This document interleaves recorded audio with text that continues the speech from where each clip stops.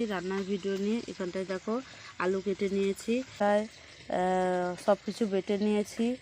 পেঁয়াজ, রসুন, আদা আর কিছুটা পেঁয়াজ এমনি কুচো করে নিয়েছি, আর 3টে কাঁচা লঙ্কা।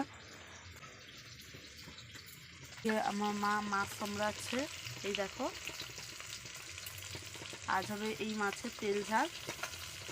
দেখো মা সব দিয়ে দিয়েছে, পেঁয়াজ কুচি, পেঁয়াজ বাটা, আদা রসুন, কাঁচা লঙ্কা, টমেটো সব দিয়ে এখন মশলাটাকে কষিয়ে নিচ্ছে। আর এদিকে দেখো মাছ ভাজা হবে। এখানটায় নুন, হলুদ, সব লঙ্কা গুঁড়ি সব দিয়ে দিয়েছে, তেল সব দিয়ে এখন ভালো করে মশলাটাকে কষানো হচ্ছে। আলুটা দেওয়া হয়ে গেছে, দেখো এখানটা আলুটা দিয়ে মাছটা দেওয়া হয়ে গেছে। কি বলিস, দেখো তেল ঝালটা কত সুন্দর লাগছে। এই দেখো কালারটা। সবাই খেতে বসে পড়েছি, আজকে এই দিয়েই হবে খাওয়া।